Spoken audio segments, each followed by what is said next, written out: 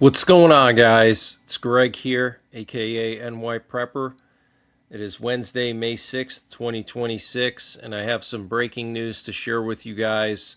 Right now it is 17:54 Eastern Time here in the United States, and I wanted to update you on the situation with Iran. But before I get into that, I wanted to mention some other interesting news. So, apparently, a bunch of Christian pastors were organized into a meeting with U.S. government officials who briefed them on upcoming releases of UFO and alien intelligence, that they have evidence of their existence, including videos and evidence of extraterrestrial craft, reptilian beings, and more. So basically, they're telling these pastors, or they told them in a meeting, a formal meeting by the U.S. government officials, that they're going to be releasing all this stuff related to UFOs and aliens coming up. So I think it's going to happen this summer, guys. So get prepared for that. And wanted to share the latest with Iran. So yesterday, Trump said that he would cancel Project Freedom for a short time, which was the new operation that Trump announced to escort ships through the Strait of Hormuz. So he has since yesterday canceled that to, in his words, allow for diplomacy, more diplomacy. He said today at the White House that they're close to a deal, supposedly.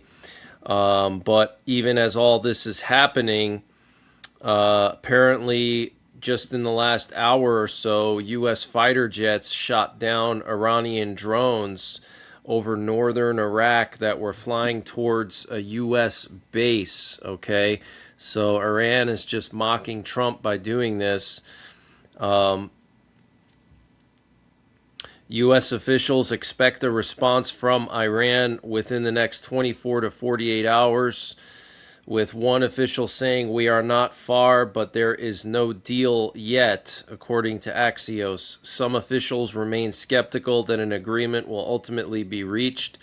Officials say the White House is aiming for a diplomatic breakthrough before Trump concludes his trip to China next Friday.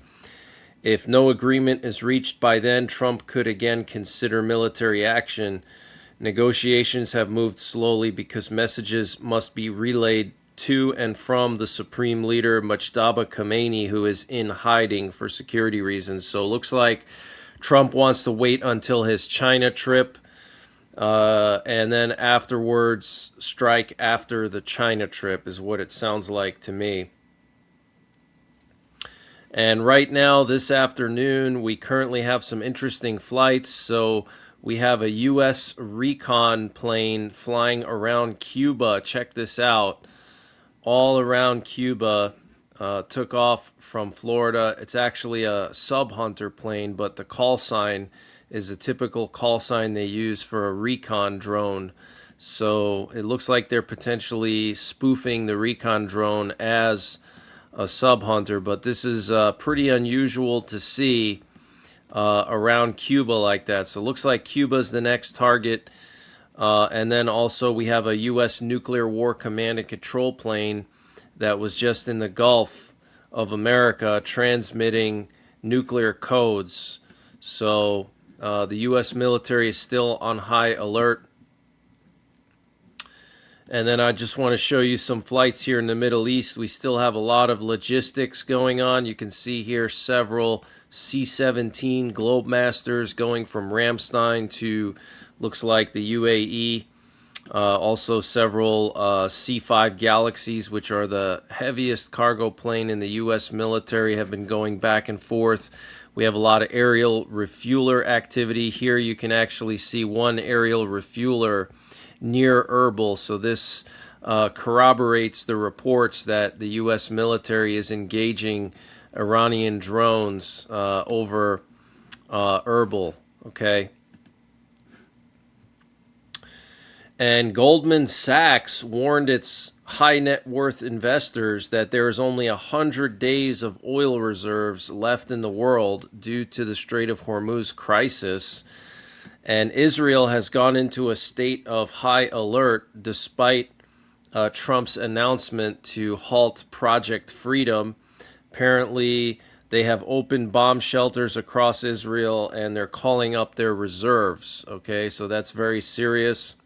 And before I continue with the breaking news, I wanted to mention the sponsor for this update, which is Matt Hat Jerky. Guys, if you're a beef jerky lover like myself, you got to try Matt Hat Jerky.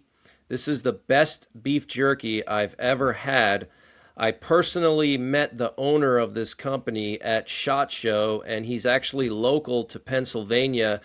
This company has an interesting story behind it. He founded this company when he was 11 years old. Yeah, that's right, 11 years old. He's now 19, and he makes gourmet beef jerky, the best jerky I've ever had. He's got over a dozen different flavors, and it's all sourced with U.S. beef, so no foreign beef, no nitrates, and no MSG. So it's all natural American beef jerky.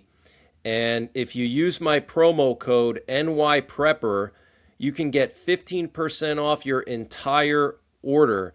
And you got to go to matthatjerky.com. And I'm going to leave a link in the description down below. That's matthatjerky.com. One word, matthatjerky.com. Use my promo code NYPrepper to get 15% off your entire order. And the link and the promo code are in the description down below. And the U.S. Embassy in Baghdad urged American citizens to depart Iraq immediately, issuing a level 4 security alert in response to credible intelligence indicating potential missile and drone attacks originating from Iran. Very interesting. So all the while, Trump wants to make a deal with the Iranians. They're attacking our bases. I mean, this is just totally insane.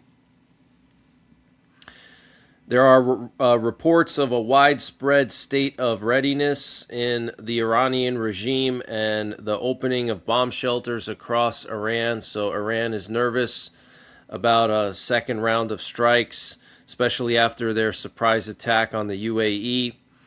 And apparently yesterday, a French tanker ship was hit by a cruise missile launched from Iran.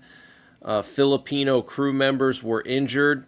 And shortly after that, the French President Emmanuel Macron said any escalation or unilateral strike against tankers, container ships, or third countries is a mistake. Okay, so a French ship getting attacked in the Persian Gulf by an Iranian missile. And the Iranian President Pezeshkian said American demands are impossible and unreachable. Wow. And Trump said yesterday that Iran should wave the white flag of surrender. And he said they should do the smart thing because we don't want to go in and kill people. Wow. And the IRGC Navy issued a new warning to ships crossing the Strait of Hormuz, reiterating that the only safe passage is by coordinating with them. They said, quote, "We warn all vessels intending to pass through the strait. The only safe route for crossing the Strait of Hormuz is the corridor previously announced by Iran. Deviation of vessels to other routes will be considered unsafe and will face a decisive response from the IRGC Navy." Wow. And New York Times reported, quoting U.S. officials, that Trump's conviction that his tactics will lead to Iran's surrender is wrong and reflects a misunderstanding of Tehran's strategy. And Marco Rubio yesterday in a briefing said the top people in the Iranian government are insane in the brain. Wow. And U.S. intelligence says recent fighting in Iran has not significantly slowed Iran's nuclear program. Officials still estimate Iran would need about 9 to 12 months to build a nuclear weapon if it chose to do so, roughly unchanged from last year. So while the Trump administration is bragging that we've done so much damage to them. We still haven't taken out their nuclear capability. We still haven't taken out the underground missile bunkers that they have. So yeah, we've taken out a lot of stuff. But the main things that need to be done, the Strait of Hormuz being cleared out and open, and the missile cities underground and the nuclear sites underground, those big three things have not been touched by the U.S. So really nothing's changed. And Ukraine successfully struck a massive electronic warfare factory in Russia in the Chuvash region over 900 kilometers from the Ukrainian border, using their domestically produced heavy cruise missile, the Flamingo missile. So I think this might be the longest strike to date with the Flamingo missile. And the U.S. is edging closer to restarting major combat operations against Iran, senior officials said on Monday. And CBS News said 2 U.S. Navy destroyers transited through the Strait of Hormuz and entered the Persian Gulf after navigating an Iranian barrage. The USS Truxtun and USS Mason, supported by Apache helicopters and other aircraft, faced a series of coordinated threats during the passage, the defense officials said. Iran launched small boats, missiles, and drones against them in what officials describe as a sustained barrage. Despite the intensity of the attacks, neither U.S. vessel was struck. So this is totally insane that Trump still wants to make a peace deal with them, okay? They're attacking our bases right now. They're attacking our ships. I mean, it's just a joke.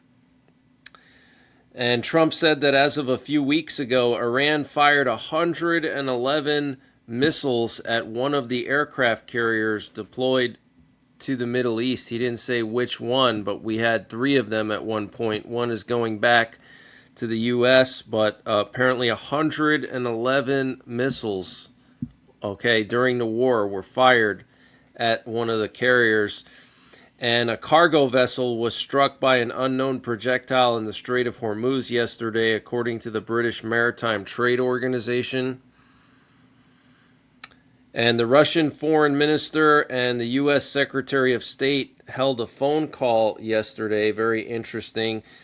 And Russia's foreign ministry is urging foreign countries to ensure the evacuation of diplomats from the capital of Ukraine, because they said Russia will strike decision-making centers in the capital of Ukraine if Ukraine disrupts the May 9th Victory Day parade in Russia, okay? So Russia's saying they will strike, basically embassies and consulates in Ukraine, which is just totally insane. If Ukraine tries to disrupt their Victory Day celebration, which, if you're not aware, that's when Russia celebrates their victory over the Nazis. And Putin has already announced that he's not going to strike Ukraine on May 8th and May 9th, which is Friday and Saturday. And he asked Ukraine to do the same, not strike Russia. But apparently Russia's not going to have any military equipment at the Victory Day parade this year, which is very unusual. They usually roll out all their missile launchers, all their tanks, everything. I don't know why they're doing that, if that's because they have a shortage of equipment or if they want to keep some ambiguity. I'm not exactly sure, or if they're afraid Ukraine is going to try to strike them. But that's something interesting. But that's the latest breaking news that I have.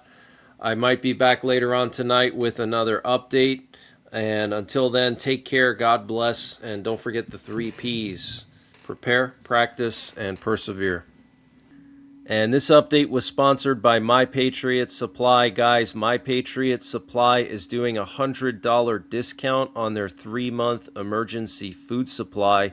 And to get the discount, you got to go to preparewithnyprepper.com. The link is in the description down below.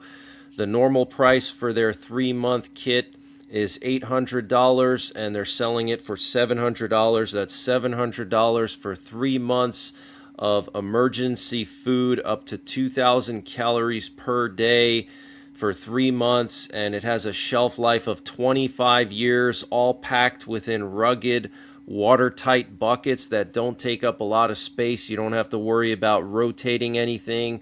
You don't have to monitor expiration dates. You don't need a massive place to keep all your food. You can fit all this food in a tiny closet in a studio apartment. So use the link preparewithnyprepper.com to get $100 off the My Patriot Supply 3-month emergency food supply, and the link is in the description below this video.